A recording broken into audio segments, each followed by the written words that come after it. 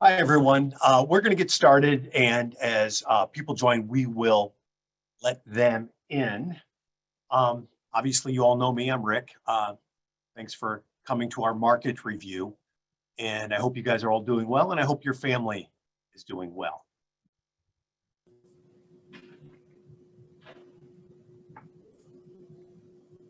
Next slide. Yeah. If at any point during tonight's review you have a question, just click at the bottom of your screen that says chat and type your question and hit enter. We'll respond to the question during the Q&A portion of the presentation, which is at the end. So you guys all know we got to go through some disclaimers here. And just to let you know, the opinions expressed by the featured speaker are his own and may not accurately reflect those of Bone Asset Management. This presentation is for general information purposes only and is not intended to serve as specific financial, accounting, or tax advice. Past performance is not a guarantee of future results. Information from sources deemed reliable, but its accuracy cannot be guaranteed. Indices are not available for direct investment. Their performance does not reflect the expenses associated with the management of an actual portfolio, nor do the indices represent results of actual trading.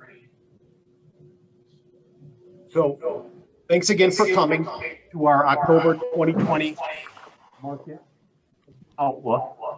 My goal is to have a few of these throughout the year. And this review is a little different than our normal review, as we've all been greatly affected by COVID-19, the upcoming elections, and feel that it's important to spend some quality time talking about how all of this affected the markets, the economy, and more specifically, the long-term effects. So I'm going to hand it over to a good friend of mine, Gordon Haave, and he will handle the rest. Gordon? Thanks, Rick. Good to see you, and thanks for having me. Absolutely. My name is Gordon Haave. I'm going to give you a very brief bio because we have a lot to cover tonight. I'm currently the Managing Director and Chief Investment Officer of FTA Wealth Advisors. Formerly, I was the Chief Investment Officer of Asset Services Company, which is a $4 billion investment consulting firm. And prior to that, I managed over $1 billion for Devon Energy. I'm also a chartered financial analyst. So today I'm going to give you a market update. But in order to do that, I need to explain to you how I think and how I see the world and how I see markets. So let's take a few minutes to do that. When you talk about investing, there's a lot of complicated stuff out there. But really, in the end, all investing basically comes down to two things. You can own things or you can lend people money. And owning things is like buying stocks, and lending people money is like buying bonds. And you see over time, this is a graph of the S&P 500 in orange and a bond index in blue. You see over time that owning things vastly outperforms lending people money. And that's why most people like to talk about the stock market. So that's what I'm going to focus on here today. Now, what is a stock? A stock is a piece of a company. So theoretically, if you know what an entire company is valued, you should know what the piece of that company is worth. How do you value a company? Well, let's say, for example, you have an uncle and he owns a gas station and he's offered to sell it to you. And he's offered it to you for $1 million, and he tells you that it earns $100,000 a year. Should you buy it? Well, this is a complicated decision. There's a lot you need to find out. Are there any regulatory changes? About 25 years ago, all the gas stations had to redo and put new tanks in to prevent leaks. Is there a new highway coming in that might increase your traffic? Or a new highway going in someplace else that might decrease your traffic? How much time do you need to put in? Do you have to work there 12 hours a day to make this $100,000? Or is there a trusted manager and you don't need to work there much at all? And more importantly, is that $100,000 real? That is, are the books clean? Is the accounting any good? Now, it's a complicated question, but at the same time, it's somewhat not that complicated. If me and you and Rick and an accountant and a lawyer got together and put our minds to it, and you gave us a month or two, we could probably figure out the answer. So on that level, you might think, okay, can't we apply that same concept to any company, right? So why isn't the stock market that easy? Well, straight off the bat, part of the problem with the stock market is that it's very volatile. Now, let's say, for example, you have a neighbor and his name is Mr. Market. And you've told Mr. Market before you're interested in buying his house if he's ever selling. And one day, Mr. Market knocks on your door and he says, knock, knock, hey, Rick, you know, I'm going to sell my house. And I've put together for you a spreadsheet. It's got all the possible information you would need to know to value my house. Everything you need to know about the house, the street, the neighborhood, the city, the state, the country, and the world. And it's perfectly priced based on this information at $500,000. And you say, oh, well, thanks for letting me know, Mr. Market. I'll get back to you. And a week later, he knocks on your door again. And he says, hey, Rick, just want you to know I've updated my spreadsheet. And I've incorporated all the information about the house, the town, the city, the state, the country, the world. And the house is perfectly priced at $550,000. Are you interested? And maybe you say, well, Mr. Market, I've got to talk to my wife, my banker. Let me get back to you in a week. And a week later, he knocks on your door again. And he says, hey, Rick, so just want you to know I've updated my spreadsheet with all the information you would need to know in order to value the house. Everything you need to know about the house, the town, the state, the country, and the world. And it's perfectly priced at $450,000. Now, if this happened to you, what two things would you take from this conversation? Well, one, that Mr. Market's crazy. And two, that if you're ever going to buy his house, you're going to wait until he offers you a really low price. So you might be thinking, well, this is how the stock market works, right? You have companies that are 100 years old that are worth 30, 40, $50 billion.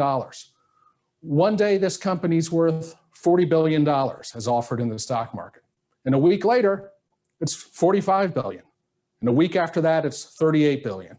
And you might ask yourself, why is this? Why is the stock market so volatile? And a tremendous amount of research has gone into this subject by academics, by professionals. There's a lot of debate about why this happens, but why it happens doesn't matter, okay? It does happen, and you just need to be able to react to it. So why isn't it that easy?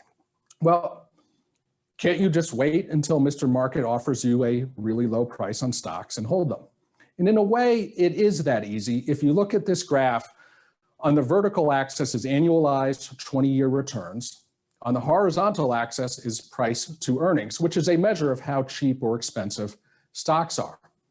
And if you look to the left of the graph, you can see that the cheaper stocks are, the higher 20-year returns are. And in fact, they're quite high. And the more expensive stocks are, the lower returns are. So is the stock market that easy? Can we just buy stocks when they're cheap and hold them for 20 years? Well, what I just showed you in this graph, there's nothing secret about this. This is well-known information. Anybody can get online and look this information up themselves. So you might be thinking, well, have we just solved the retirement problem, right? Everybody can just go out there, buy cheap stocks and hold them. Well, how do people actually do? The best study of individual investor behavior was a study of Charles Schwab accounts that ended December 31st, 2011. And over that period, Schwab looking at accounts, over that period, the stock market returned 7.8% a year.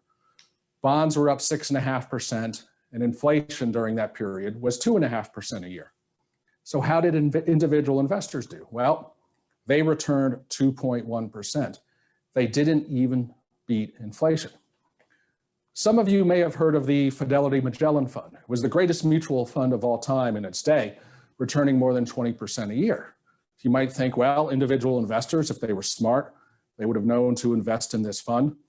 And the reality is Fidelity did a study of the Magellan Fund. The average holder of the Magellan Fund lost money. That's right, they lost money holding a fund that returned over 20% a year. Why is that? Well, this is why. Individual investors, they watch Kramer, they watch TV, they read newspapers, they talk to their friends, they talk to their neighbors. And all of this information combined with human nature leads individual investors to buy stocks or mutual funds when they've already gone up and sell them when they've already gone down. Now, we all know you should buy low and sell high, but individual investors tend to buy high and sell low. All right, so maybe the answer then is, well, we'll just invest through professionals, right? And how do professional money managers do? Well, in reality, professional money managers do better than individual investors, but they still don't beat the market. And why is that? There's a number of reasons. One is overconfidence. Guys like me who went to fancy schools and have degrees and designations are overconfident in our own abilities. We like to think that whereas individuals have difficulty processing all this information, that we're professionals and we can do it. But in reality, most of us can't.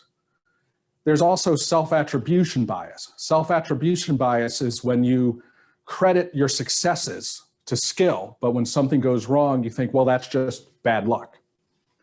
There's also something called hindsight bias, where you thought of something you didn't act on. You thought about acting on it. Later, when it comes out to be true, you think, I knew that was going to happen. But you forget all the things you thought about that turned out poorly that you didn't act on. A good example, by the way, is hindsight bias, is the 2016 election. Prior to that, I know one guy who was confident that Trump was going to win. Now, if I asked people who they thought was going to win, at least half of the people tell me they thought Trump was going to win.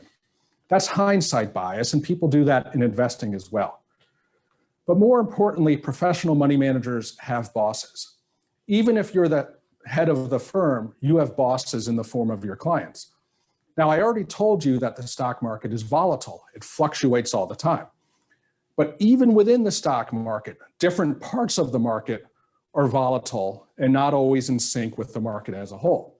So even if a professional money manager buys stocks when they're really cheap and holds them for 20 years, at some point, probably multiple points, at some point those holdings are going to be down. Not just absolutely, but also in comparison to the rest of the market. And then you have to answer to your boss why you're down. And you run the risk of getting fired. So what professional money managers tend to do is what's called shadow indexing. They tell you they're actively managing your portfolio, but in reality, they're just buying the same stocks everyone else is with a minor variation. And when you combine the management fees and the transaction costs, they underperform the market. So from what I've just told you, what's the ideal investment strategy? Well, first, you'd want to have a plan. You'd want to be rigidly analytical, so you remove all these human biases. You'd want to have a long-term view, all right? And the client needs to be educated on what you're doing. So what's the problem? Well, this is not a bad strategy if you have a very long time horizon, okay? My daughter's 20 years old, just getting into investing. She put some money in a Vanguard S&P 500 fund. She's got a 50-year time horizon. There's nothing wrong with that. But here's the thing. Now, I haven't met any of you, but I've known Rick a long time, and I generally know what his client base looks like. Most of you are in or near retirement. And if you're in or near retirement, you run the risk of what's called a fatal fluctuation. I'll bring you back to this graph. In orange is the S&P 500. And you'll notice that, of course, periodically, typically every 8 to 10 years, the stock market experiences a decline of 40, 50, 60% or more. And if one of these declines happens when you're in or near retirement, it can prevent you from retiring or staying retired. So what causes these fatal fluctuations? Well, in order to understand that, we need to talk about money and how it works. Excuse me. So what is money? Money is anything that is a medium of exchange, okay? If we didn't have money, we would have to have barter. So if you were a plumber and you wanted to buy from the grocery store, you would have to find a grocery store that needs your plumbing services and barter with them. And you can quickly imagine how that just doesn't really work. And that's why humans, when you ever put them in any environment, quickly agree on a form of money. When I used to give this example, I used to say that, well, in prison, cigarettes are a common form of money. I've since been told, I have a neighbor who's a federal prison guard, and I told him this story, and he said, well, they don't smoke much in prison anymore. Now they trade ramen from the commissary. Okay, so ramen's the form of money in prisons. Now, traditionally, gold and silver served as money for most of recorded human history, okay? Why is that? Well, there's a number of reasons. The major one is that gold and silver are both stable elements, and they don't wear and tear like paper does. So if you have them in your pocket and it rains, you don't have to worry about your money being destroyed. And they're also rare. The amount of precious metals available doesn't fluctuate much, so you can be confident that the value of your money will remain relatively stable. So how does money work? Well, let's say we were all on a desert island. And on this island, there were 100 goods and there were 100 gold coins. What would happen over time is we would see that each good would end up being priced at one gold coin. Now, let's say one of us is walking along, we dig a hole and we find 100 more gold coins. So now there's still only 100 goods, but there's 200 gold coins. What would happen? The price of a good would end up being 2 coins. And what do we call that? Normally, people say, well, that's inflation. And that's not wrong, but it's not the right way to think about it. The right way to think about inflation is that the amount of money compared to the amount of goods went up, which then resulted in the price of the good going up. Now, it turns out, thanks to the Romans, we have a good understanding of money and inflation throughout history. In 211 BC, a silver denarius was 4.5 grams of highly pure silver, and 450 years later, it was only 3.4 grams of 5% silver. And that's inflation. And we all think inflation's a bad thing. So why did this happen? The answer is this. Inflation's not a bad thing for everybody. The Roman emperor, if he needed money, which he often did, he could call in the old denarius. He could remint them with less silver content, which means he can make more of them, and he would simply take the increased ones for himself. So at the end of the day, through inflation or devaluing the currency, the emperor could grab a larger share of the economy for himself. And he would spend it. He might spend it on war, or he always had to pay off the Praetorian Guard to keep them from killing him and installing a new emperor. So the Roman emperor pays off the Praetorian Guard. They now have this newly created money second. And they benefit from it. And they spend it on whatever they spend it on. And whoever gets it third sees rise in prices, but they have more money. And so on down the ladder as it gets spent, until the masses at the end of the day have seen a large increase in prices, but they only have a tiny bit more money.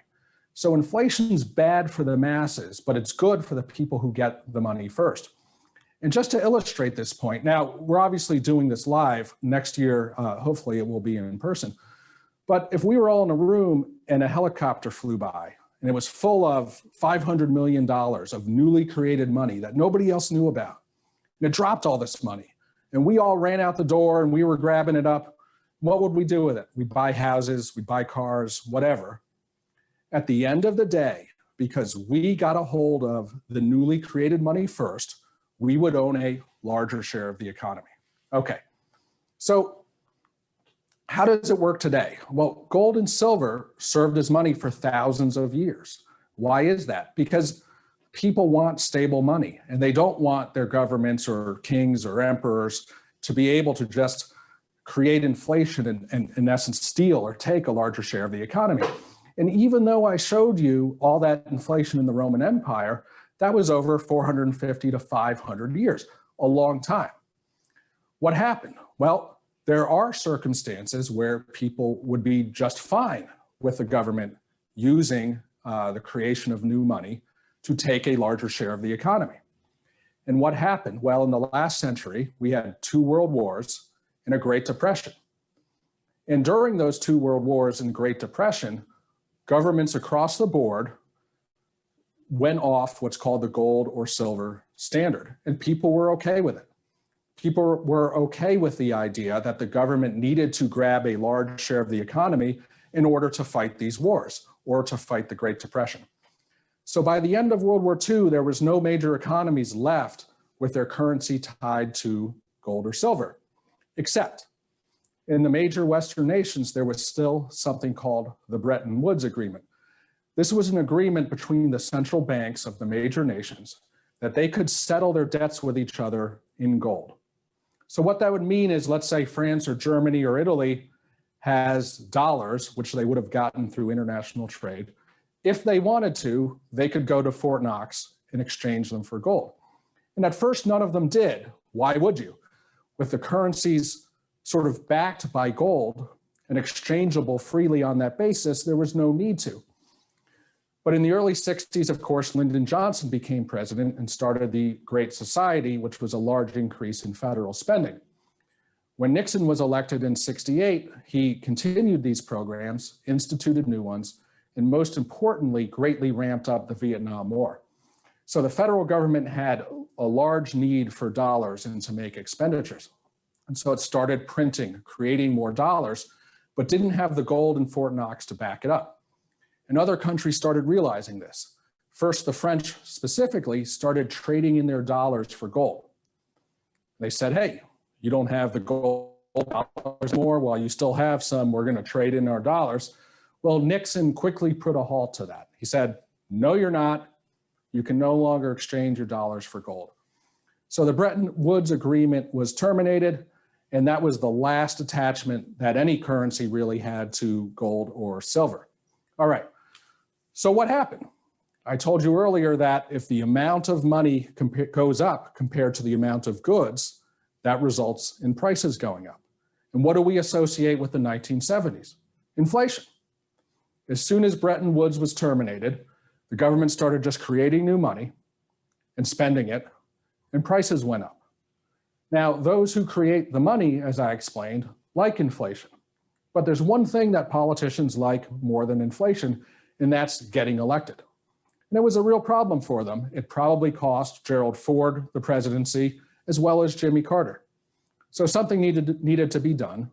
And in the late 70s, Jimmy Carter appointed a new chair of the Federal Reserve who put a halt to this money printing. It resulted in a depression or recession, but put an end to it. So now there was a problem. As I said, those in charge like creating new money and getting to be the first to spend it, but politicians like being reelected. So what happened in the early 1980s is that the Federal Reserve realized that rather than printing money that the government spends, the Federal Reserve, by manipulating interest rates and keeping them artificially low, can create new money. How does that work? By keeping interest rates artificially low, it induces banks to make more loans. And when a bank makes loans, it's creating money. If you go out and get a mortgage because you bought a house, and your bank zaps money into the account of the person you bought the house from, that money is created out of thin air. And so by inducing banks to lend more, it results in the printing of new money. And when it's done that way, the new money goes into assets rather than consumer goods. And so what you see, if you look at this graph of M2, which is a decent proxy for the amount of money in circulation, is you see that the rise in M2 almost perfectly mirrors the rise in the stock market, except for the fatal fluctuations. So what explains the fatal fluctuations? Well, this is something I stumbled across, 25 years ago now, in the libraries at Columbia University. There was a Swedish economist in the late 1800s named Knut Wicksell, and he had a theory called the Wicksellian cumulative process. And what he said was this: the economy as a whole has a cost of capital, and it has a return on capital. And he said that when the cost and return on capital diverge, money goes flowing into assets. And when it converges, money goes flowing out. Now, when the Federal Reserve artificially lowers interest rates, that reduces the cost of capital. So money goes flowing into assets. And eventually, so much money goes in that there's no more good investments. So the return on capital goes down. Now the cost and return on capital converge and money goes flowing out. So that's what explains the fatal fluctuations. Now you might be thinking, well, listen, Gordon, this is all very complicated. I promise I'm going to buy really cheap stocks or stocks when they're cheap and hold them for 20 years. Here's the problem. Stocks are so expensive right now that you can't do that. All right. The forward-looking returns for stocks are either low or perhaps even negative. So what do we do? Well, here's what we do at FTA Wealth Advisors. Now, in order to explain this, I'm going to show you two slides that might seem a little bit complicated, but bear with me. You might have heard of modern portfolio theory and the benefits of diversification. Modern portfolio theory says that if you're well diversified, you reduce risk and get outsized risk-adjusted returns. In English, that means if you're well diversified, well, sometimes one of the asset classes you own isn't doing that well, but that's okay because the other ones are doing okay. Then another one doesn't do well, but that's okay because the one that was not doing well previously is now doing okay. And it's explained through something called correlation coefficients. And it works like this. If asset X goes up 10% and asset Y goes up 10%, we say there's a correlation coefficient of 1. That's 100% correlated. If asset X goes up 10% and asset Y goes down 10%, we say the correlation is -1 or -100%. If asset X goes up 10% and asset Y doesn't move at all, we say the correlation is 0. Those two assets are not correlated whatsoever. And we do all this in computers now, but this would be explained in what's called a correlation coefficient matrix. In this one, we see that large cap US stocks and mid cap stocks are 75% correlated, or that large caps and large foreign on this matrix that's EAFE, large foreign, are 60% correlated. Now, everybody does this differently. Some people will say you need to compare them over 1 year. Others would say you need to compare them over 5 years. But this is what's behind all of modern portfolio theory and diversification, is a correlation matrix like this.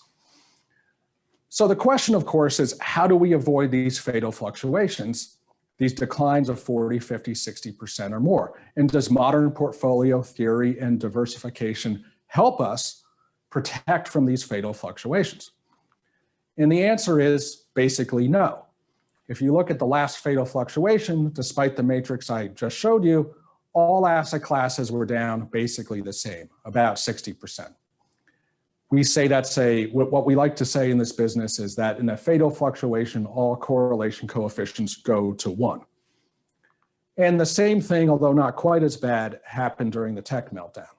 So what do we do? Well, I told you earlier, I used to be the chief investment officer of Asset Services Company, a $4 billion investment consulting firm. And my clients there were very wealthy individuals. There were a few Texas oilmen, large companies, large trusts and foundations. And do you think the very wealthy just pile their money into Vanguard or the Fidelity Magellan Fund? Certainly not now. And the answer is no, they don't. What the very wealthy do most of the time is they invest a lot in hedge funds and private equity. And the reason why is they're looking for a return profile. The very wealthy understand that losses hurt you more than gains help you. And the return profile they're looking for is this: to do good in the good years and protect on the downside in the bad years. They use hedge funds and private equity heavily to do that. We don't do that. In fact, we don't even use options. Here's what we do. First of all, we absolutely believe in modern portfolio theory and diversification. Your portfolios should be well diversified. Here's an example of a client account I helped someone with recently. This account is 10% what's called the country rotation strategy, 40% the US prime dividend strategy, 25% the economic cycle strategy, and 25% the foundation strategy. And if you look at what that's comprised of, you can see that it's well diversified per modern portfolio theory. But we do something else. In order to get that return profile, to try to get that profile of doing good in the good years, but protecting on the downside, we use risk triggers on the portfolio. That is, each portfolio has a different mechanism by which it manages market risk. And when you put the different strategies together in the diversified portfolio, we're trying to get you that return profile of doing good in the good years, protecting on the downside in the bad years. So you can see this very same allocation. Each portion of it has a different risk trigger that's applied to it. Some are technical risk triggers based on what the market's doing. The economic cycle strategy has a fundamental risk trigger, which depends on what's going on in the labor and real estate markets. Now, before we go on, I just want to tell you how we apply these and what we're trying to do. I have no idea what the stock market's going to do tomorrow. And I have no idea what the stock market's going to do next week. I don't think anybody does. If they do, they're certainly not telling anybody else that. So what we're trying to do is avoid those fatal fluctuations and get the return profile. Do good in the good years, protect on the downside in the bad years. And when these risk triggers are designed, there's a trade-off. If you were actually trying to prevent every 1% loss or every down day, you'd have to have a very sensitive risk trigger. The problem is there's a trade-off. The whole reason we're invested in the stock market is because there's a long-term positive return. And the more sensitive your risk trigger is, the more likely it is that you'll miss that long-term positive return. And just as an example, here's a graph of the S&P 500 going back to the bottom of the last fatal fluctuation. And shaded in gray is every single time the market was down 10% or more. And if you got out of the market every single time it was down 10%, you likely would have missed the resulting rise afterwards. So we're just trying to prevent these fatal fluctuations. Now, what's going on in the stock market today? The number one thing that's affecting the stock market today is COVID-19. So where are we with that? Well, let's go back to March, late February, early March. This graph might be familiar to you. In late February or early March, everybody was talking about flattening the curve. So on the front page of the New York Times, everybody you knew on Twitter or Facebook was posting this graph explaining what flattening the curve meant. Scientists and health experts around the world all knew that based on hundreds of years of accumulated medical knowledge, that the way to deal with this was flattening the curve. The idea behind flattening the curve was that by slowing the transmission rate of the virus, we could prevent hospitals from being overwhelmed. If hospitals were overwhelmed, then there would be excess deaths, as hospitals would not be able to cope with the number of cases. By flattening the curve and spreading the infections out over time, we could prevent those excess deaths. However, we were told that flattening the curve would not reduce the number of infections. It was explicitly explained that the same number of people would get infected, just that those infections would be spread out over time, which would prevent the excess deaths that would otherwise result from an overwhelmed healthcare system. Flattening the curve justified imposing social distancing and masks upon people, and flattening the curve worked. Hospitals were not overwhelmed. Now, going into the COVID-19 event, where were we in the economy? The graph you see now shows building permits leading into the start of the recession. The red line is 2020. As you can see, leading into this event, we were likely not heading into a recession, as building permits were ticking up rather than heading down as they usually do heading into a recession. This graph of initial unemployment claims shows also that initial unemployment claims are usually heading up going into a recession. But in 2020, the red line, they were heading down, indicating again, we were likely not going into a recession prior to the COVID event. This is a graph that I like to look at It's called the Citibank Economic Surprise Index. It's a little bit complicated, but it's a useful indicator of what the economy is doing. And going into the COVID event, the Economic Surprise Index was positive. Also, in mid-March, by the time the market was down, we were looking at what usually happens when there's an unexpected shock to the stock market. And by mid-March, after the quick decline, we could see that the stock market was already down quite a bit. It had already been hit hard and fast and was likely not going to get any worse. I told you earlier about the Wickselian cumulative process and that the economy is affected by the difference between the cost of capital and the return on capital.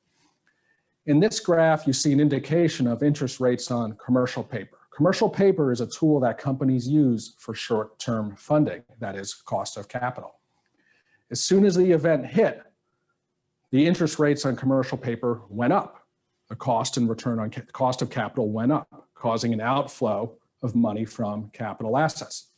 The Federal Reserve intervened right away and forced those rates down. They forced the cost of capital back down, resulting in money flowing back into capital prices. And in general, the Federal Reserve was really Johnny on the spot. Usually the Federal Reserve takes a long time to what's called increased liquidity, which really just means artificially lowering interest rates. The Federal Reserve intervened right away when usually it takes quite a while. So that explains why the stock markets recovered so strongly since March and April.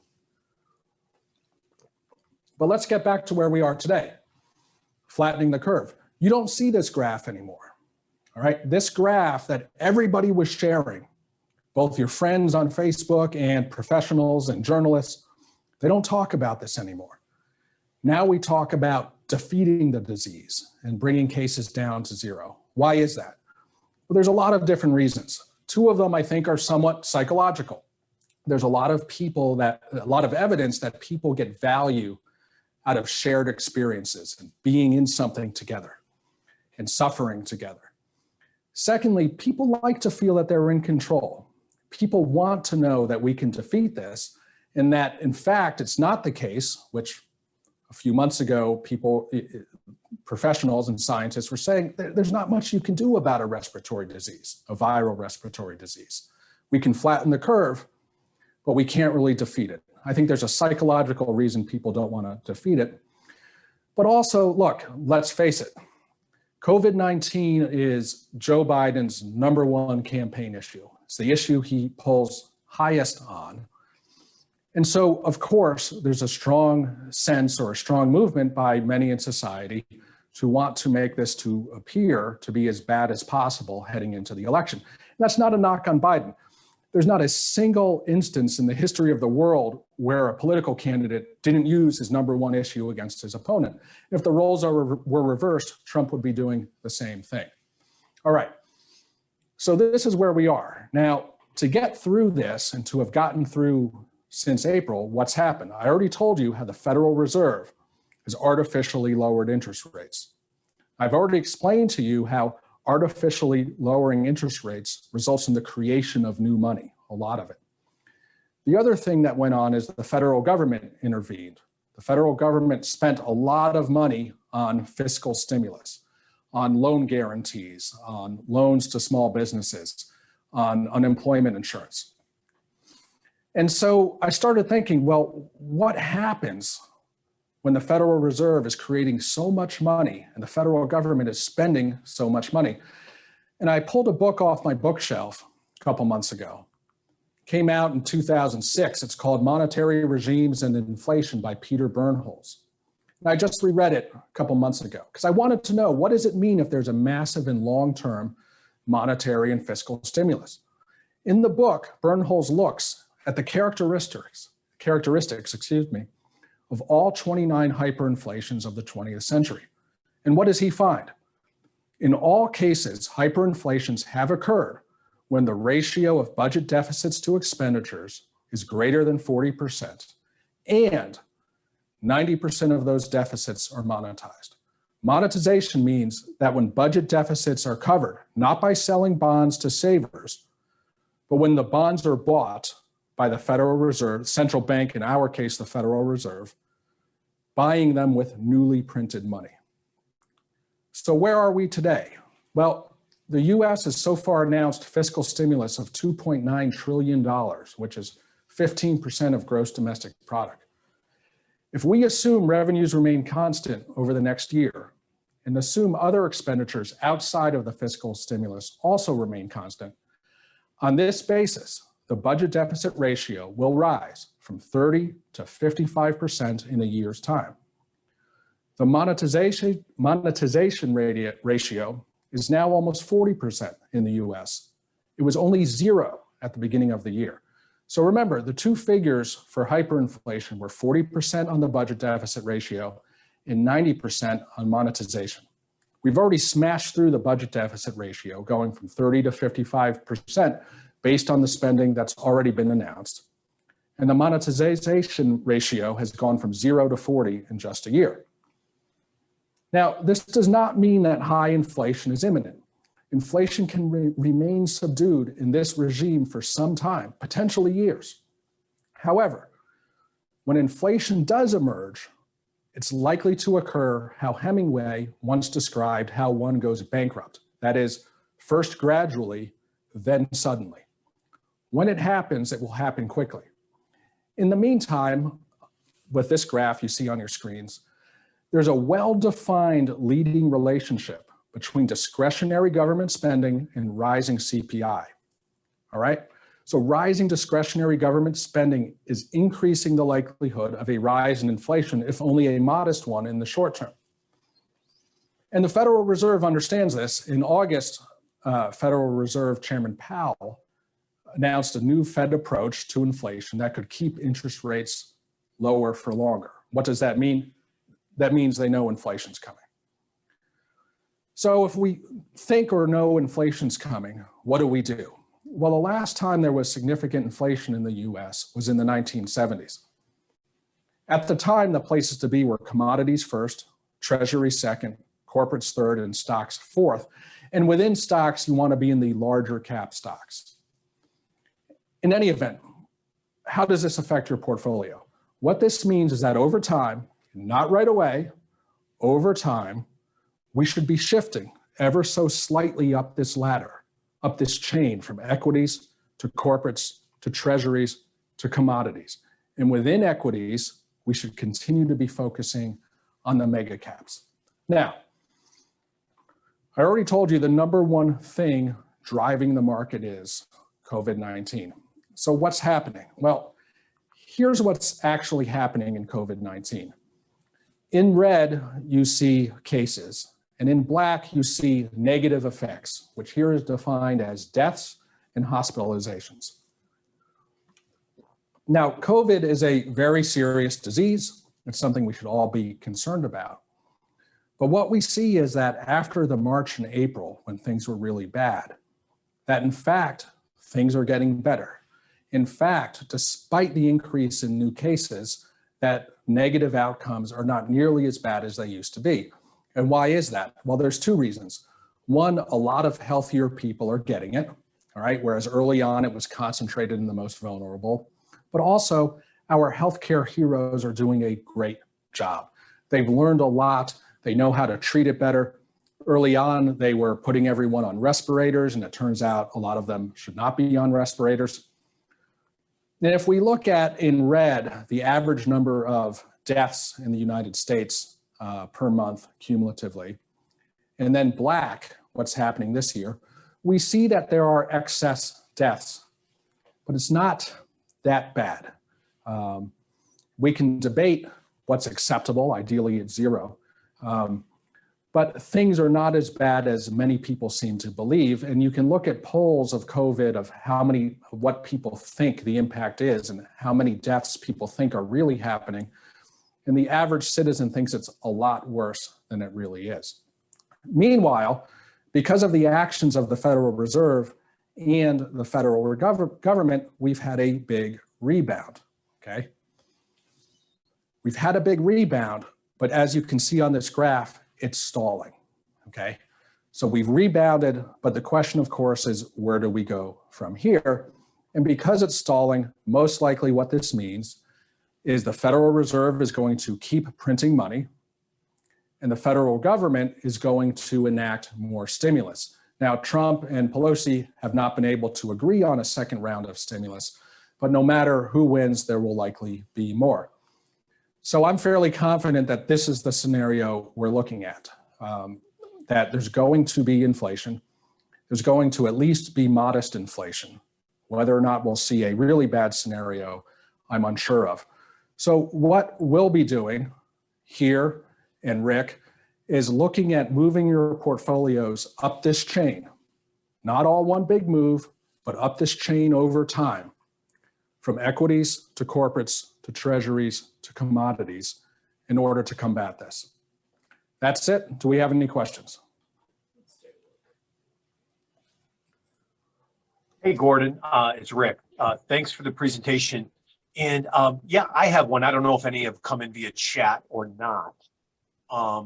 But I think the election is on everyone's minds right now for obvious reasons. And I'm curious your thoughts on the markets, depending on who wins, maybe short-term and long-term. Sure. I've prepared a few slides because I figured someone would ask. Here's how I see the elections and how they might impact what we've just discussed. All right.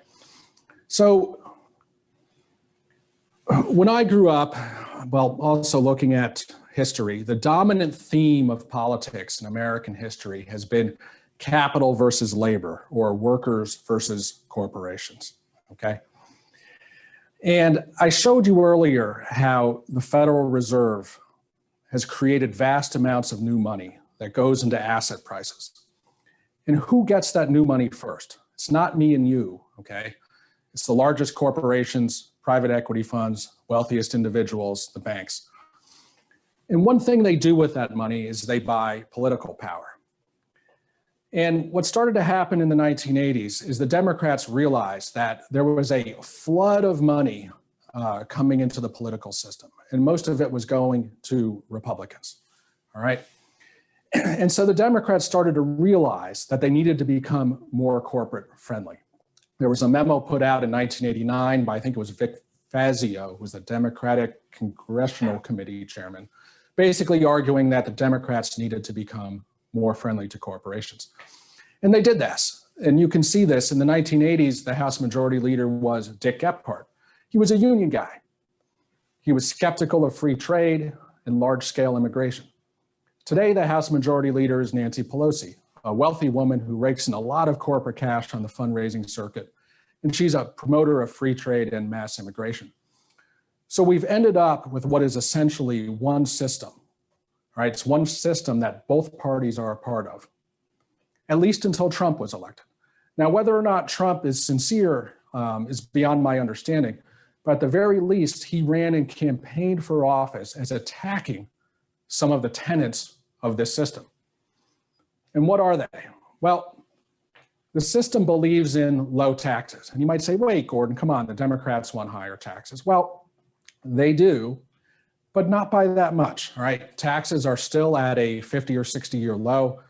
When Clinton came in, he raised taxes, but not by that much. When Obama came in, he raised taxes, but not by that much.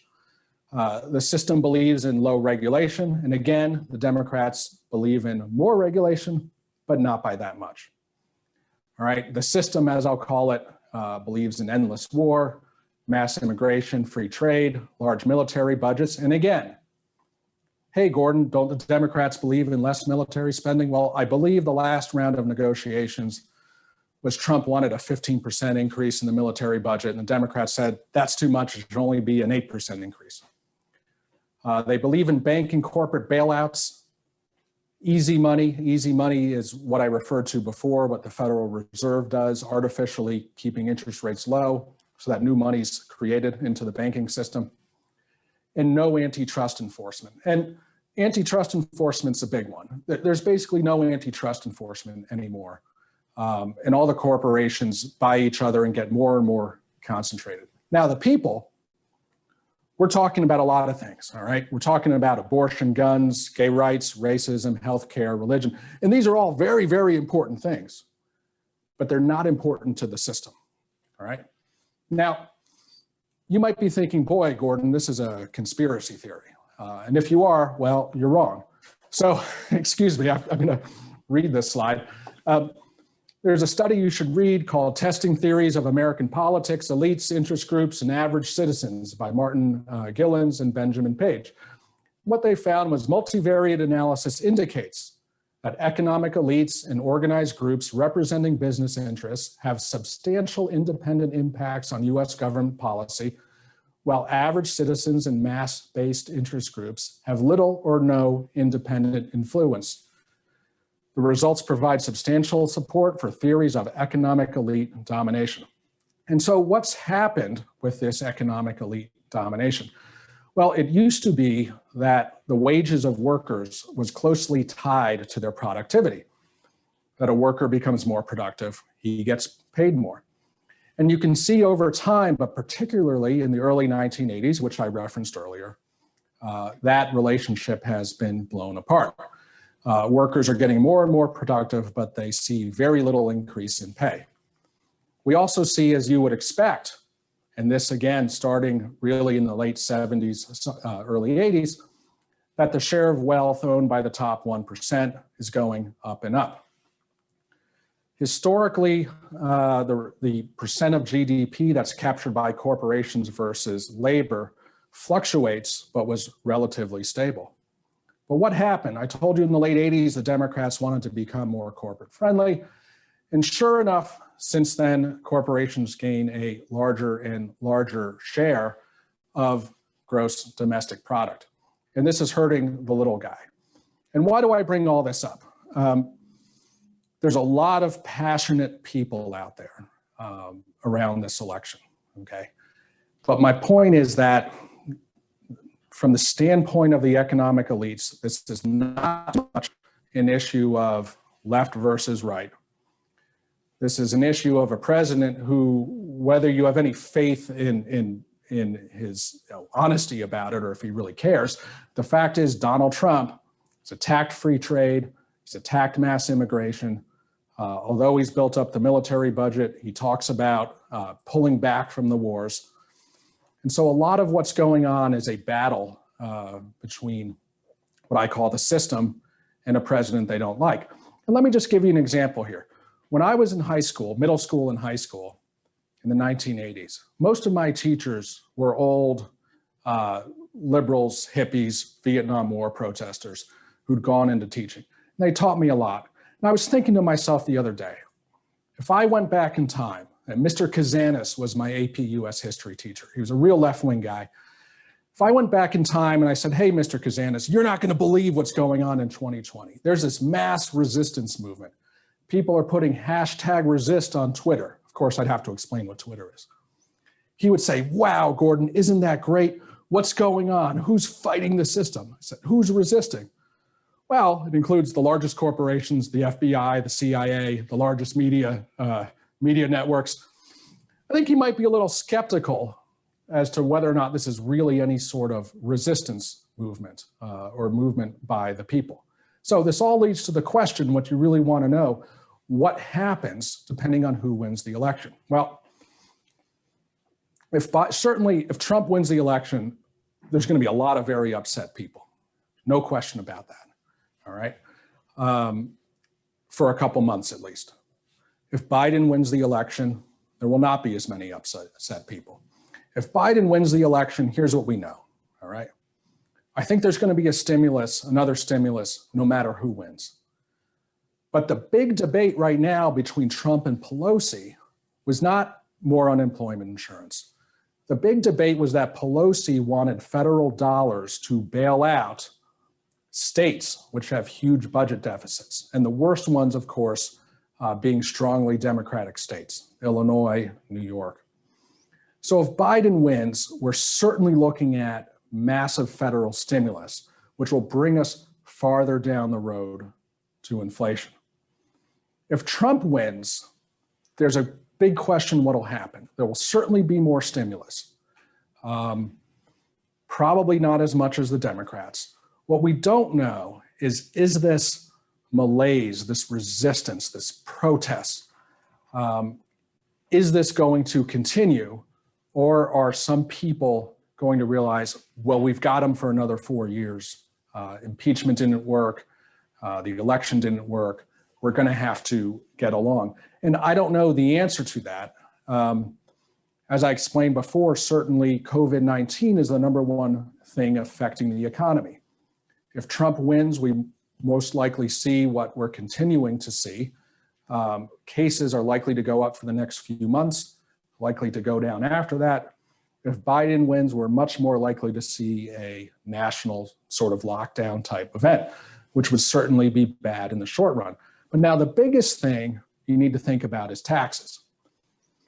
I said earlier that the Democrats like higher taxes, but traditionally not that much. Here's the problem. Whether Biden wins or Trump wins, we're going to be seeing higher taxes in the future.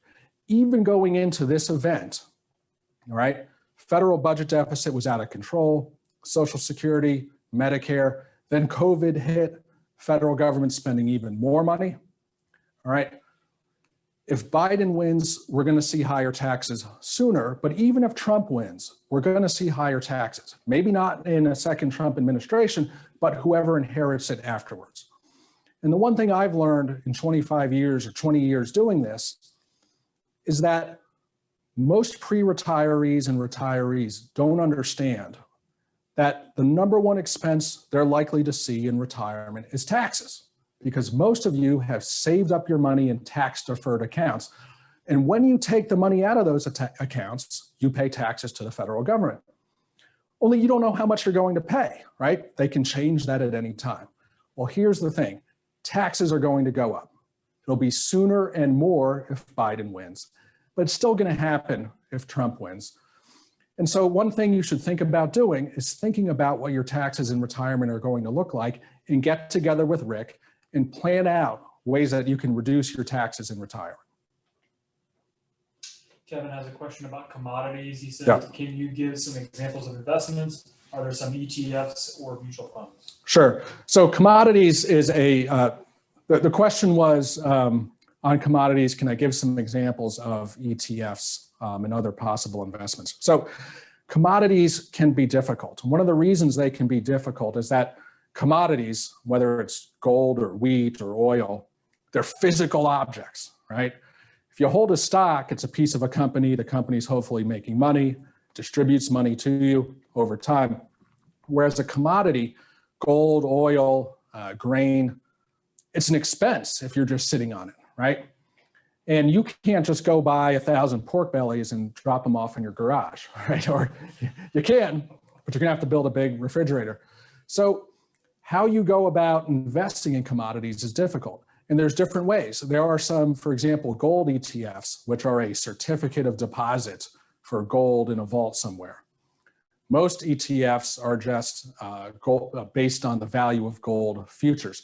And this goes down across the board. Now, we have some investments that invest in commodities. We have a strategy that invests in commodities. Because of what I've seen coming now for a month or two, we are launching ways by the end of the year to better capture that. But this is something you should get together with Rick on. He and I talk about it all the time.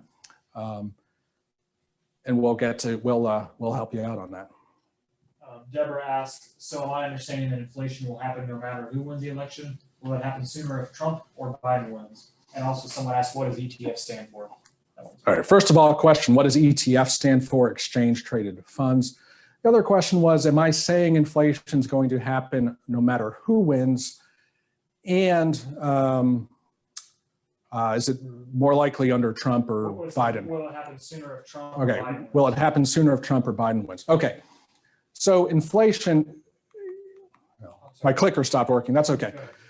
So let me bring you back real quick. Inflation, moderate inflation, is going to happen no matter what, based on federal spending, okay? The big question is if we're going to see significant inflation, the kind of thing we haven't seen since the 1970s. It's difficult to predict. what I would say is that is the path we are clearly heading on now. I think it's more likely if Biden wins, simply because Biden is more likely to enact a very large stimulus bill in order to help subsidize states that are having budget deficit problems. Anything else? Let me check one last time. No more new ones. All right, that's it. Rick, I'll hand it back to you. Okay, great. Gordon, thank you very much. I appreciate your time as always. Sure. And I'm sure we will be talking real soon. I want to thank everyone for attending. And if you have any questions or comments or concerns about what we talked about here tonight, feel free to give us a call at any point in time and or send us an email and we'll get back. And if you want to schedule a time to review everything and see what adjustments we may need to make from what you learned tonight with Gordon, that's great. Just give us a call and we'll get you on the calendar. So be safe, everyone, and have a good night. Thank you.